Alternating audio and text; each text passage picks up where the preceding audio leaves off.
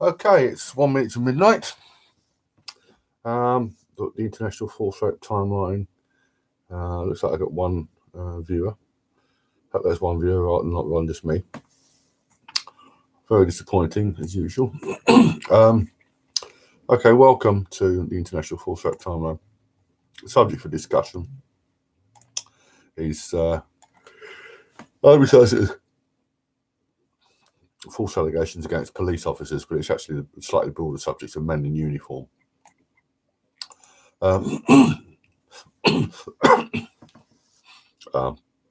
Not feeling so good today. I had a big meal this evening, but probably shouldn't have done actually. I feel like I've got some sort of infection coming on.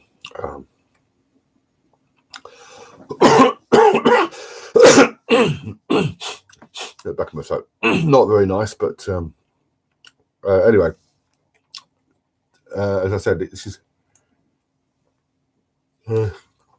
generally the subject of men in uniform, more specifically police officers, but in that I would include detectives.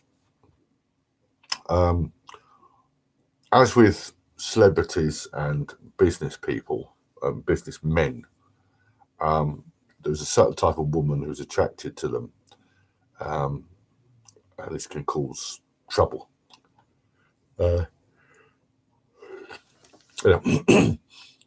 Rock musicians used to have, I mean, still have groupies and like a wild sex lives, but now it's you're getting women coming forward and accusing men of raping them. Years ago, reinterpreting their sordid sexual, consensual encounters as a rape, and this can happen to police officers as well. They're attracted to the uniform, and if the attraction is not reciprocated, or if there is a relationship and it cools, I could find himself in serious trouble. I've just got to get something to drink. It's horrible. Back in 1 minute.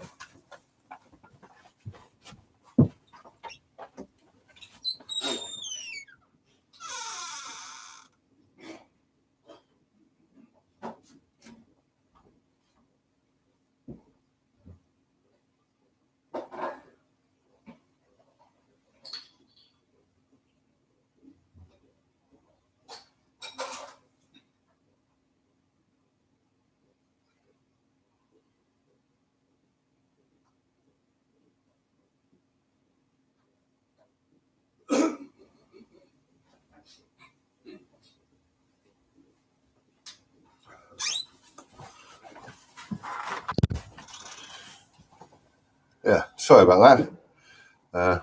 Right, I'm now back. Oh dear.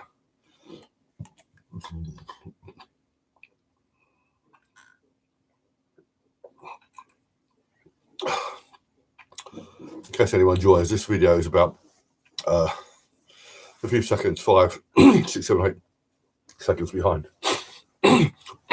Right. So, and there is to this should be added a third category: women who are easily taken advantage of. Well, actually, a third category would be the fourth category.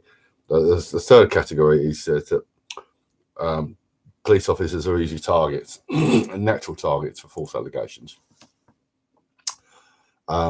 And the reverse of that is that there are some women who are easily taken advantage of by police officers and by men in power, and this can work. It can work both ways.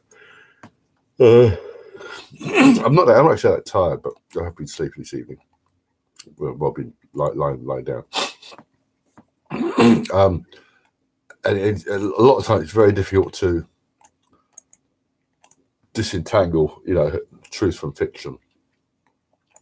That's a problem police officers have a lot of the time. Um,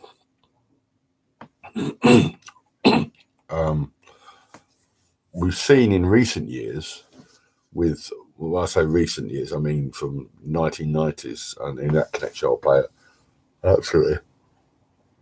An absolutely amazing clip from 1996 of a woman who falsely accuses a police officer. This is on the timeline. This is here.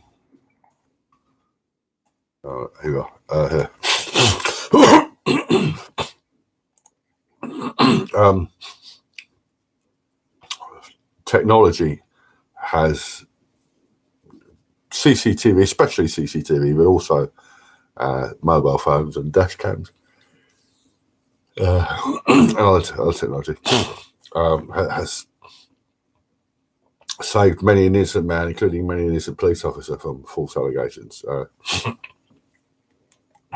going to start earlier, and I'm not going to do this in strict alphabetical order.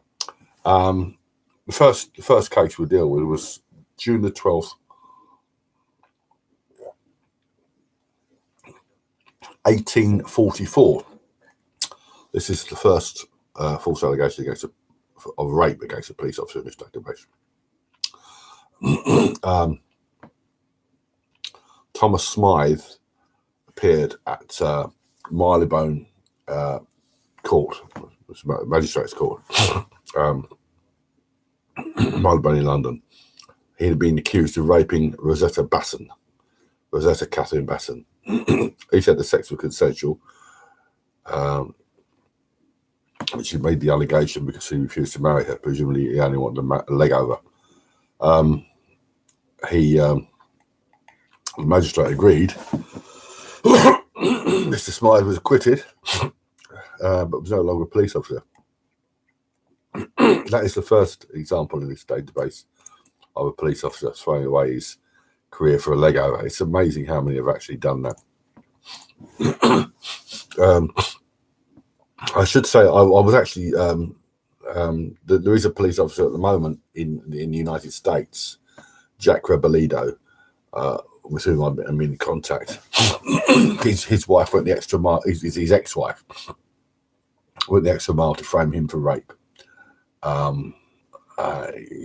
She faked an attack. Fortunately for him, he was arrested, but fortunately for him, he had a cast iron alibi. He was out of town when it happened, and she's now on trial. That's in the United States, but the case has been put back. It won't be heard for probably for a couple of months yet, so maybe longer. He's not very happy about that. I was happy he put an appearance here. I've spoken to him in email. So 1978 is the next one. Christopher Scholz, another American police officer,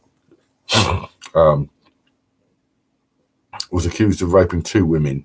The charges were finally dropped, and in 1982 it was shown the allegations were clearly false. He won a civil rights case against the Broward County Sheriff's Office, that didn't do him a lot of good in the long run, because he ended up shooting himself, probably accidentally. I think it was accidentally.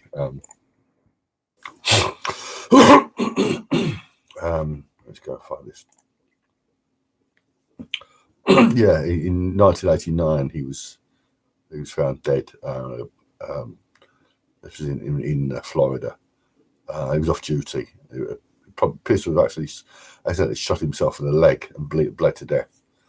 That sounds strange for those of you who don't know about these things. I'm sure most of you do, but for the few of you who don't, if you sever an artery, you can actually bleed to death in seconds in the arm or leg, literally in seconds. There's a rather tragic case there, Christopher Scholz. He was accused of raping 2 women. There's actually a deputy in this database. I think I've got him in the list here, who's body cams have saved him from 2 false allegations of rape and 1 of undue force, unnecessary force. So just because a man is accused more than once, some people I mean, it's something called the bandwagon effect, which I've dealt with. It's on the timeline. You get a false allegation, and then you get another one come forward, and they stack up. We've seen this with most over the top of the Bill Cosby case, but also in the UK with the Operation U Tree witch hunt, the posthumous witch hunt of Jimmy Savile, and then they went on to arrest living celebrities. Another one here, a guy called McDade.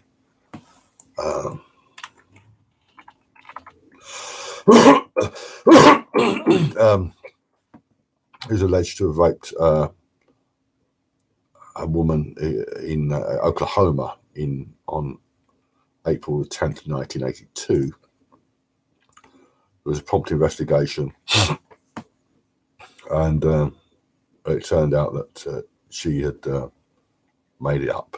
Yeah, as if women, women must be, as if women don't lie, as if women lie. The next case is this is rather. Oh, there is somebody there. Hello, sir, whoever you are. Thank you for the thumbs up. For the thumbs up. This is quite a remarkable case. I remember this at the time, reading about this at the time. Jacqueline Barkley. This is a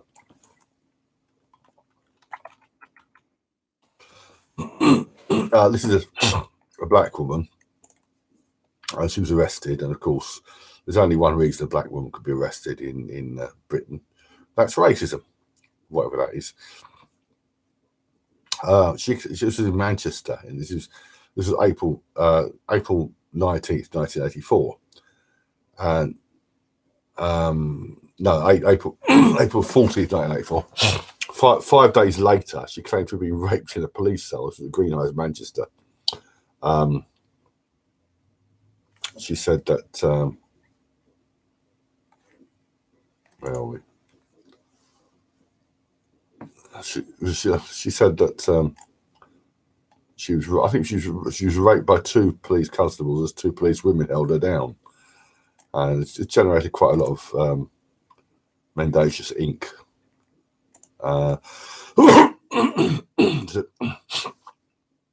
Appeared in a book by a couple of brain dead academics about this was out of order policing black people.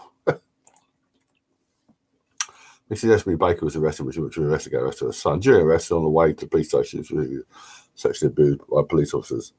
Oh, that's a different one. On 19th of April 1984, Jacqueline Barkley and 3 other young black women were arrested after alleged.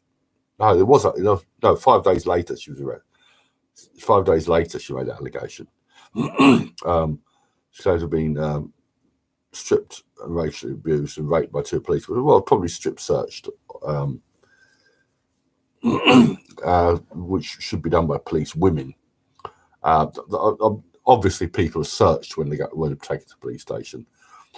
As much for the not so much for their own protection, but not for the protection of the people concerned, but of the police. Because the guys,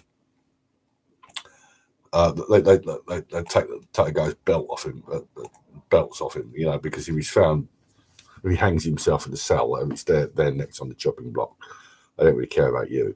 Been quite a lot of these so-called deaths in police custody of people who are drug addicts, alcoholics, people do commit suicide in police custody. They're managed somehow, and they're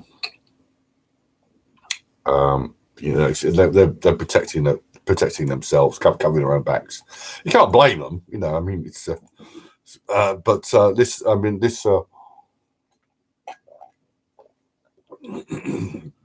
they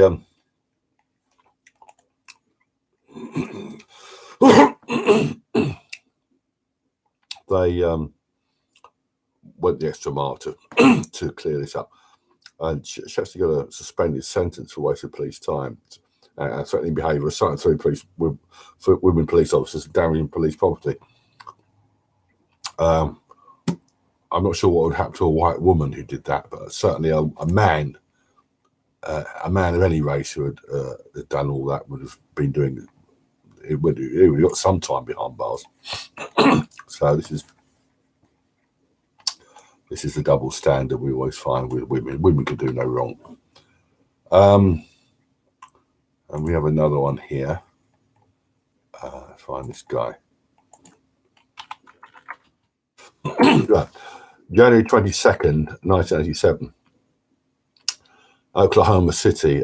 James Gibbs, police officer named James Gibbs, is arrested for the rape of a teenage prostitute. Again, as I say, prostitutes are notorious liars. They're bigger liars than policemen, and they've got less to lose.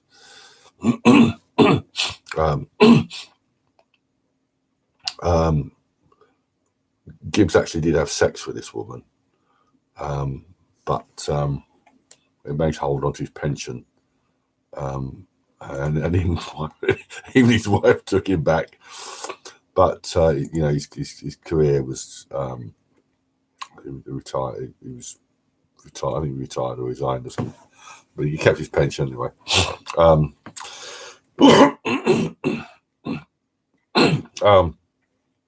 There's a far more serious case of true and false and true allegations in Oklahoma City. I'll come to that shortly. In April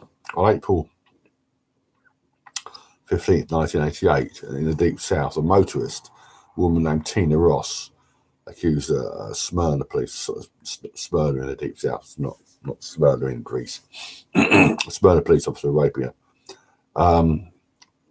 The detectives carried out a full investigation, and eventually she pleaded no contest to filing a false report. She got a suspended sentence, and you can imagine what would happen if he had, if it turned out that if he had been convicted. Right now, I'm going to cover two cases, which there's actually video of them.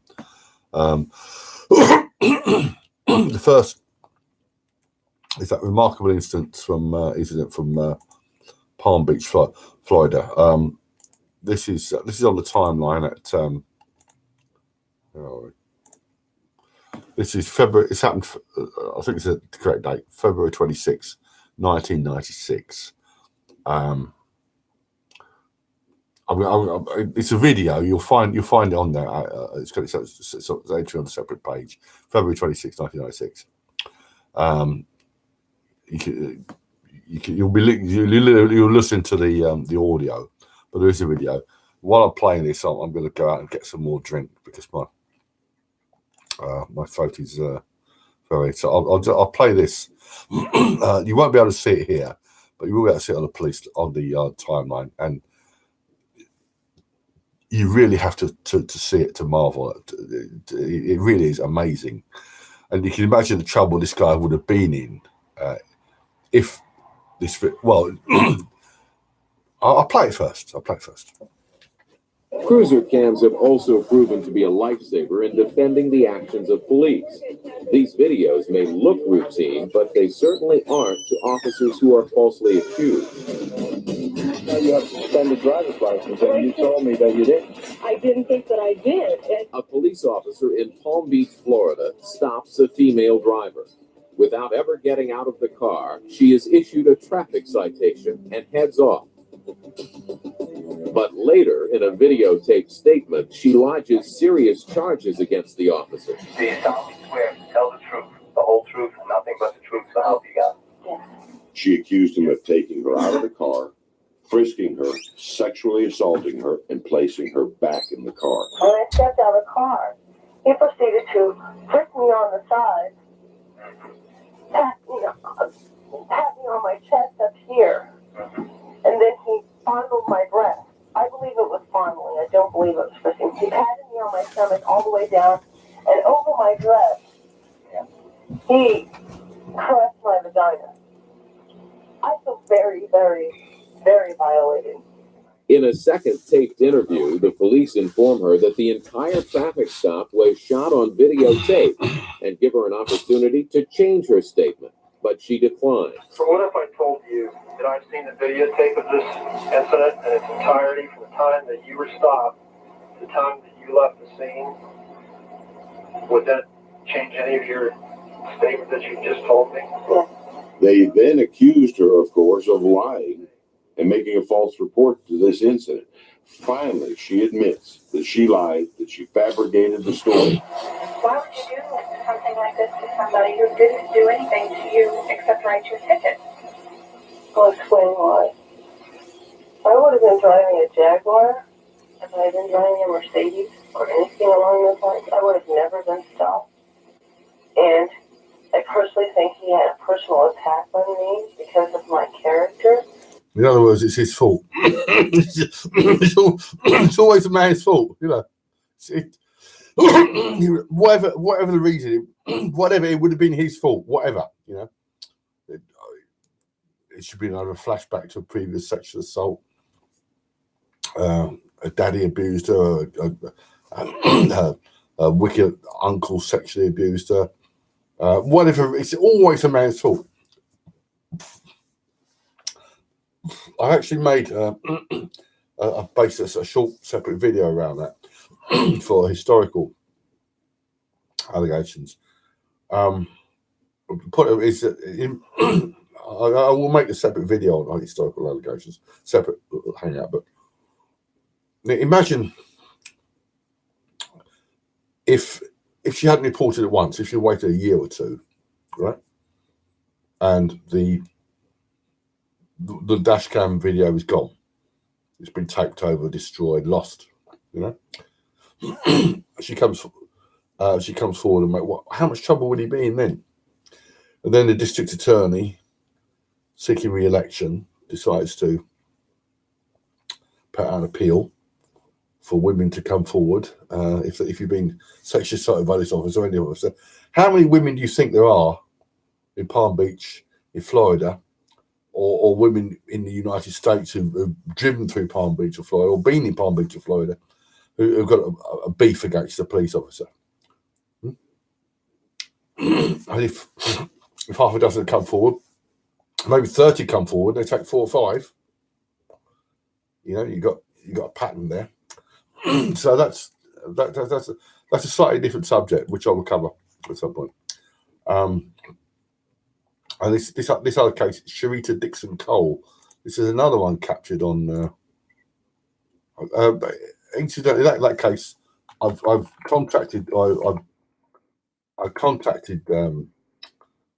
Florida police over. I wrote to the police office, the press office, a couple of times. I had no response. I can't find anything on the internet about it. I've searched Newsbank as well. I hope that woman got some sort of jail sentence. Probably not. But they gave her a chance to back out, you know. They gave her a chance to back out. And she says no. And then she says it's his fault. This is a very recent one. The woman in Sherita Dixon-Cole was black. And because of that, Sean King, a white man who pretends to be black, made a big thing about it. And it was, just play this video. This is from May 20th last year. Apologized after a woman claimed she was kidnapped and sexually assaulted by a state trooper. Fox 4 Shannon Murray is live in Ellis County, where that woman was arrested. Shannon? Lauren, Tim, this woman's story accusing a DPS trooper of sexual assault has been shared nearly 80,000 times online. But early this morning, her attorney issued an apology after DPS released video of that arrest. Around 1:30 Sunday morning, the state trooper pulled over Sherita Dixon-Cole on suspicion of drunken driving. She tells the trooper she's coming from downtown Dallas, where she only had one drink, and she's driving to her fiance's house in Waxahachie. During a field sobriety test, the trooper pours out 2 bottles of alcohol he found in her back seat. He places Cole under arrest and asks her to sit in the front seat of his patrol vehicle. Well, this is the point when the woman says the trooper offered to let her go in return for sexual favors, but that exchange is never heard in the video. Cole also accused the officer of fondling, groping, and sexually assaulting her on the way to jail, but those claims also not supported by the video. Hours after her arrest, well-known civil rights activist Shaun King wrote on Facebook and Twitter, "This woman was kidnapped and raped by a Texas state trooper." King included a detailed explanation of the claims as explained by Cole and her attorney, Lee Merritt. Well, DPS responded to those accusations late last night by releasing that video in full and saying, "The department is appalled that anyone would make such a despicable, slanderous, and false accusation against a peace officer who willingly risks his life every day to protect and serve the public." Early this morning, Cole's attorney, Lee Merritt, is apologizing. He wrote, "It is deeply troubling when..." for that. I'm not sure if, well, it was reported, Shaun King reported it as a rape. I mean, sexual assault is not necessarily rape. It can be, grabbing somebody. Well, that is classed here as indecent assault, but it can also be sexual assault, can be sort of grabbing lower down. But Shaun King's a total scumbag and didn't wait for the truth to come out. So that's that.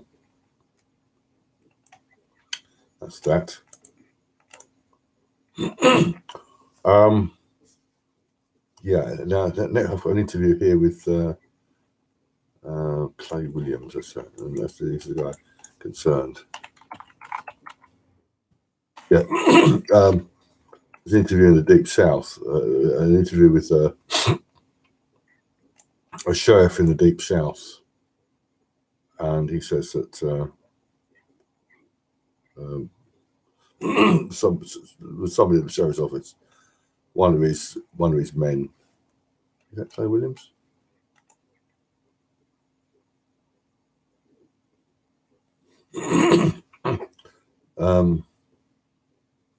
There's a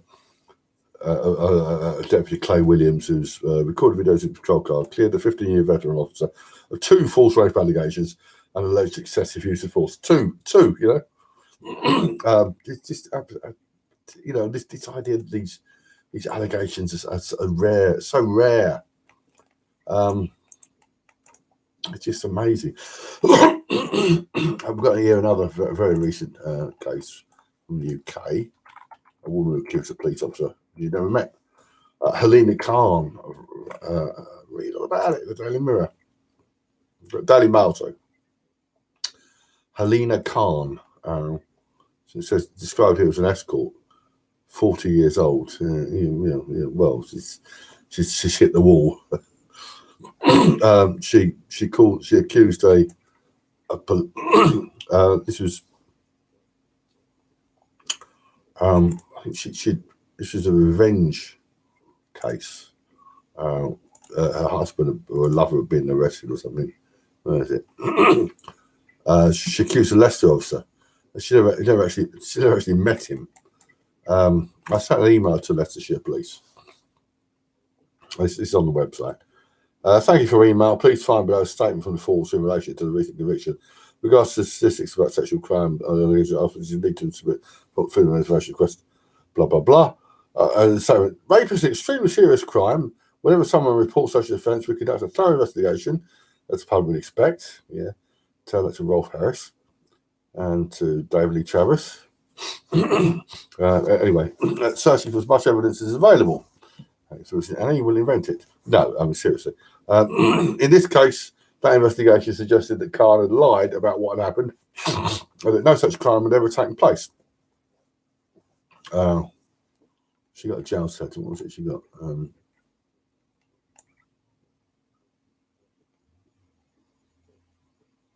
She got a sentence. Where are we? The wicked crime. Probably wouldn't have been quite so enthusiastic if she had accused a mere pleb. We don't talk to police. Oh, sentencing here.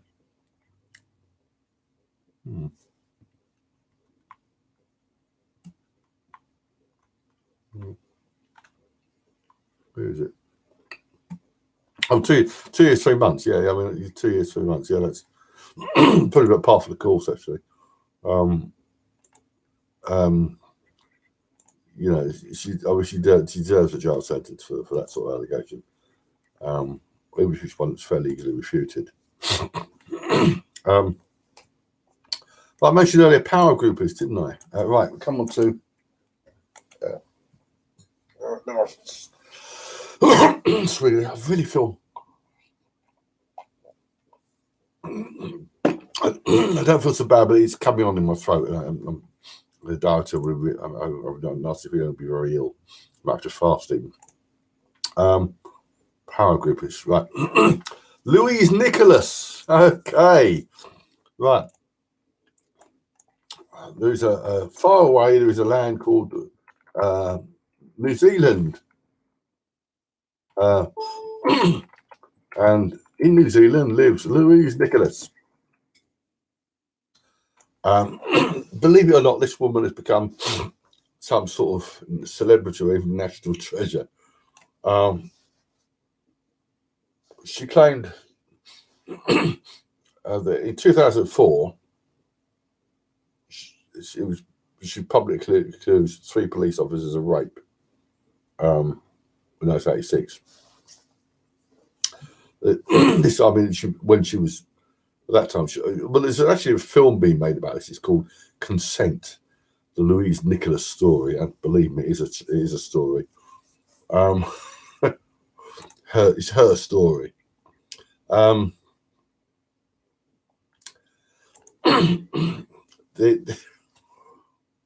It's historical allegations. I've actually corresponded with someone in New Zealand about this case, and there's quite a lot available.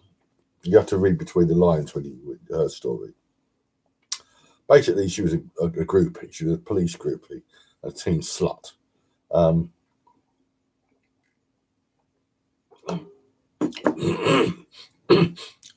She'd been having sex with police officers.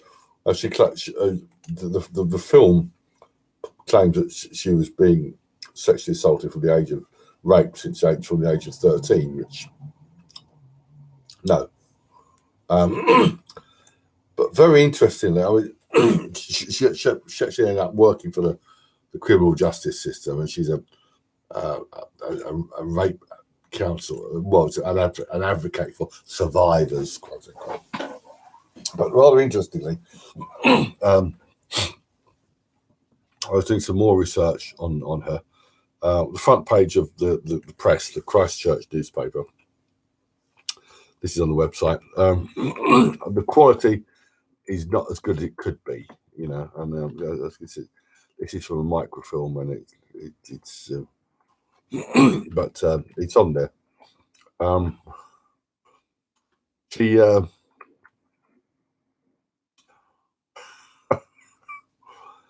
She kind of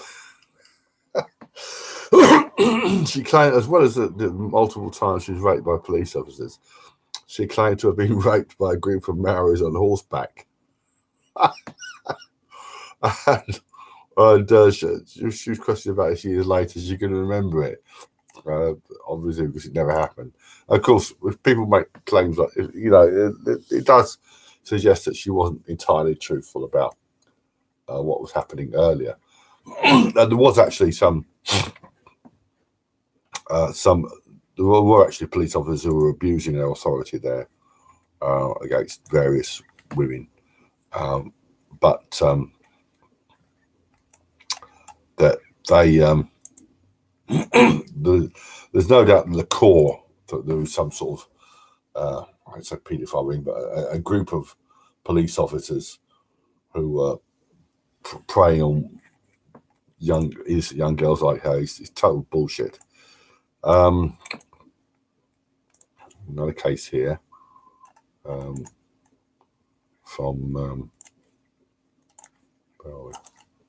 Boeing.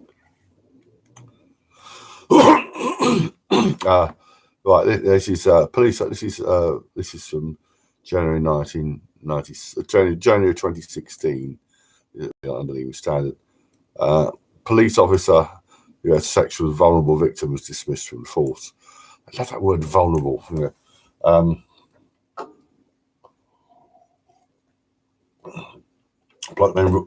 Detective Sergeant Robert Dawson, Detective Sergeant.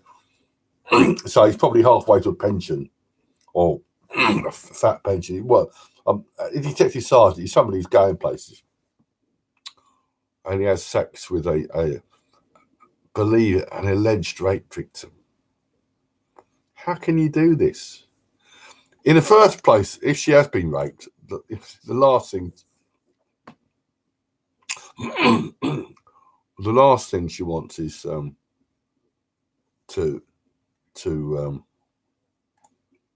any sort of sexual relationship with another bloke, with a detective.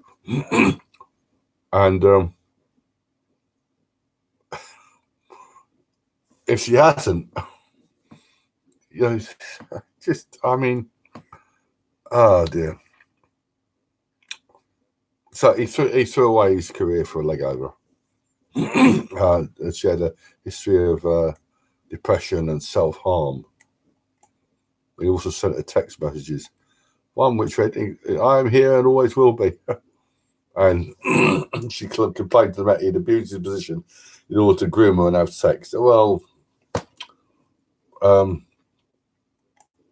he was actually charged with misconduct in public office, and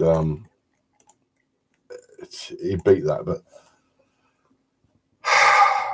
I don't know. I mean, you have to wonder at these guys.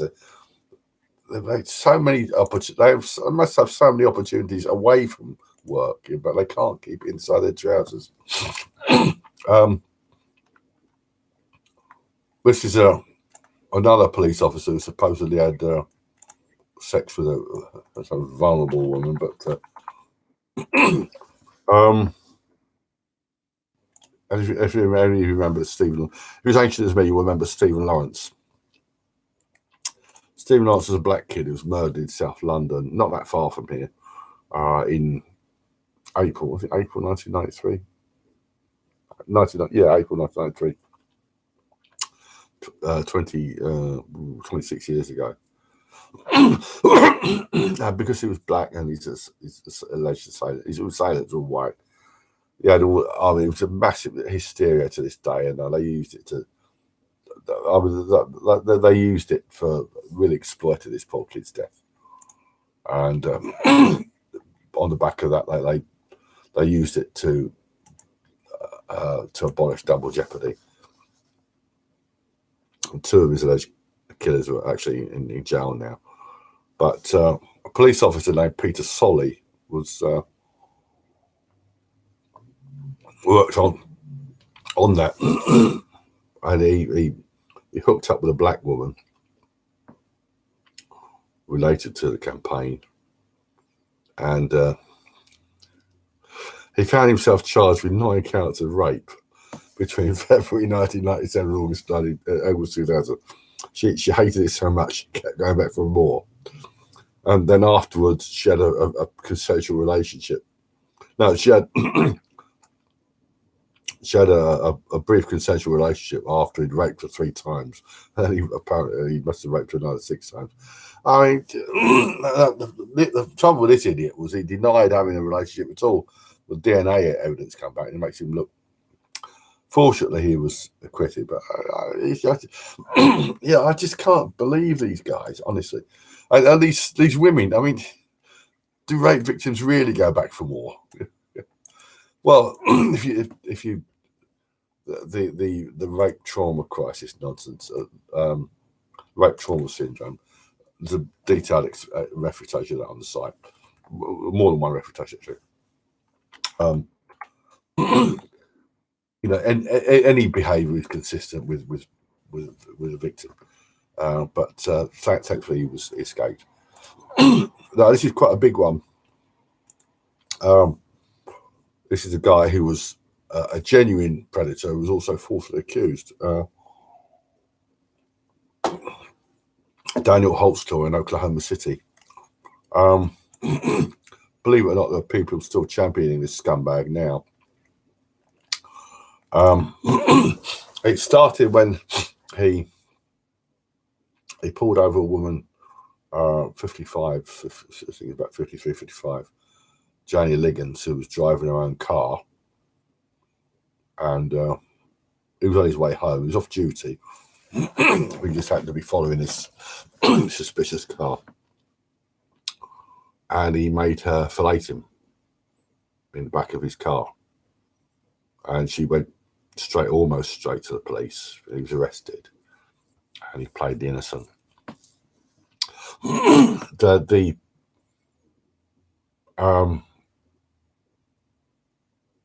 investigators, they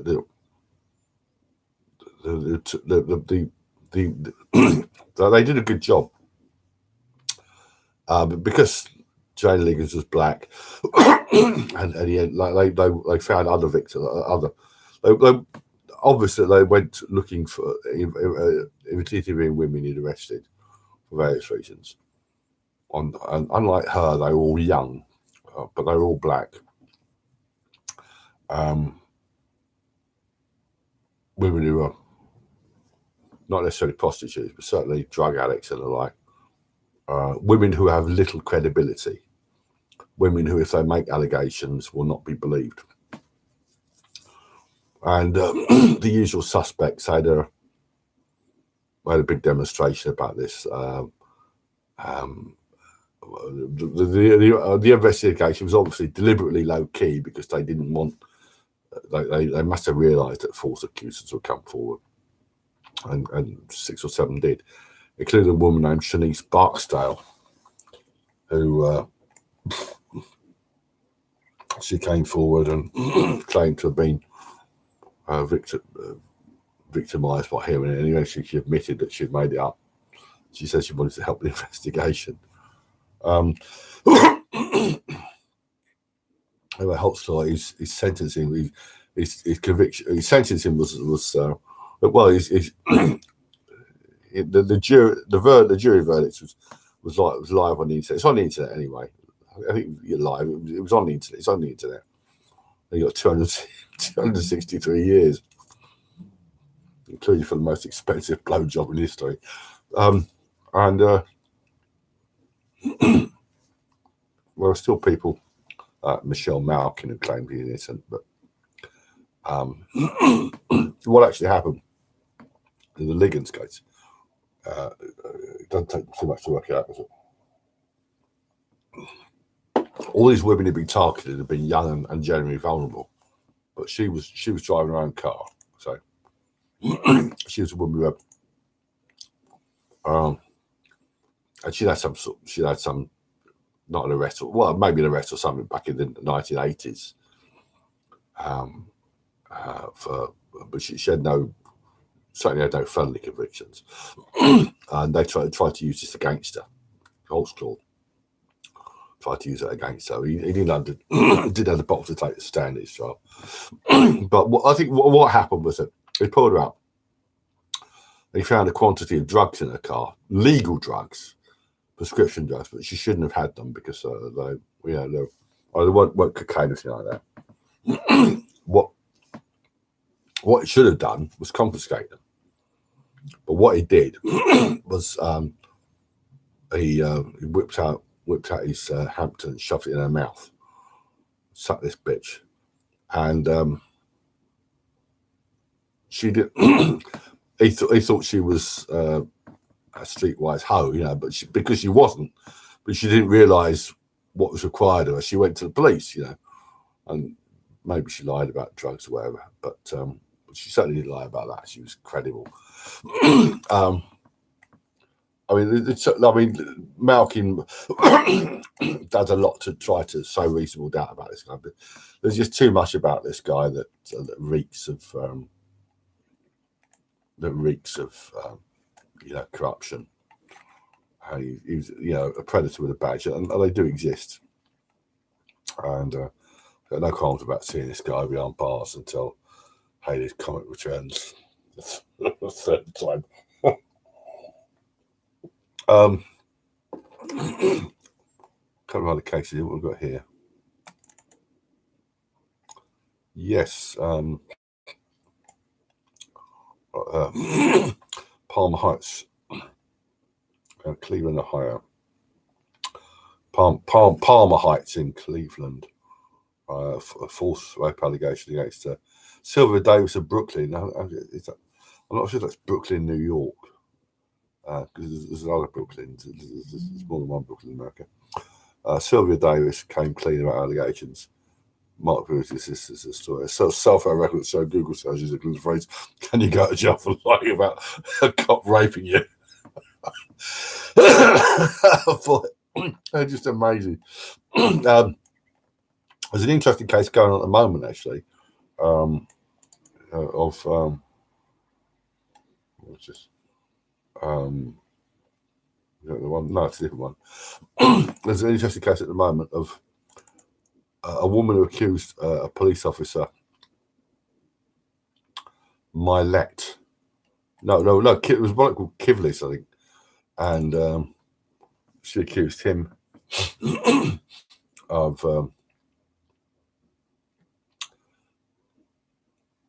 she accused him of having rape, and he was remanded in custody. It turned out that she accused a senior police officer of rape as well, a bloke called Milet. This is an American case, but that's working its way through the court system at the moment. So police officers are as much in danger. Well, they're targets, same as ordinary mortals. This may be one reason. Another reason that they tend to be suspicious of women who claim to have been raped. Oh, Kivlin and Milet. That's you know, so they should always adopt a skeptical approach towards dealing with. Well, if a woman is, she's obviously distressed, or if she claims to just been raped and she's been beaten up or something, then obviously that's more credible. But with these so-called delayed reports, a lot of these women, they go out, they get drunk and have sex with, they do things they wouldn't normally do. Then they withdraw their consent retroactively. It's all in the database. But so police are. There've been lots of cases. I mean, there's a few cases here. There's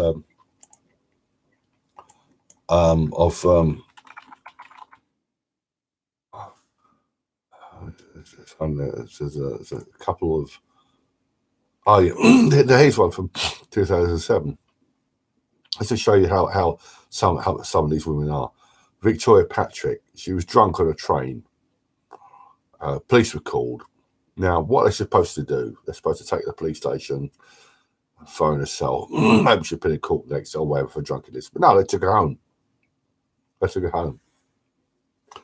And she accused them of rape. Now, but what sort of cunt does something like that,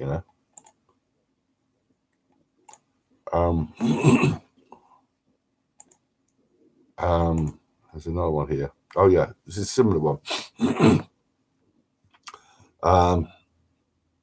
Two police officers in Edinburgh, they're called to a party where Catherine Stevens is drunk and abusive. They take her home, they drive her home, and she accuses one of them of rape. She accuses them of rape. Oh, she serves 10 days period on a pill. I mean, it's just, my recent experiences with the police, especially Surrey police, so when I go to here, basically, if I see a police officer on fire, I wouldn't piss on him. That's how I feel about them at the moment, cunts. But this is something entirely different. These women, they're totally.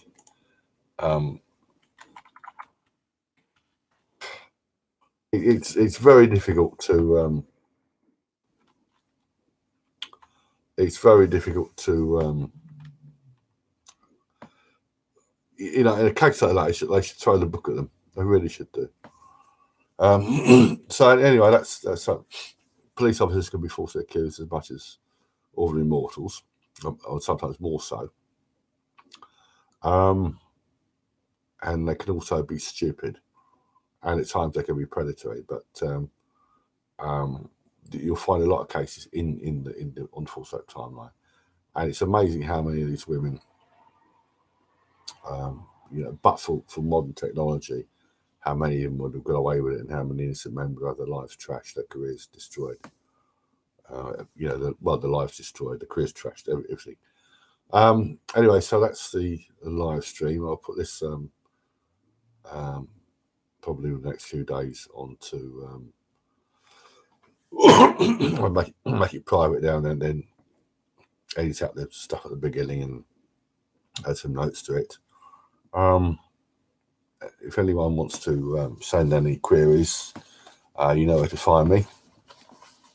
The next Full Soap timeline, I'll probably not for about 3 weeks. I may go back to Wednesday. No, I may go back to 10 o'clock. I really need more of a turnout. But I'm going to keep doing this because it's building up an archive anyway. Okay, so that's Men in Uniform.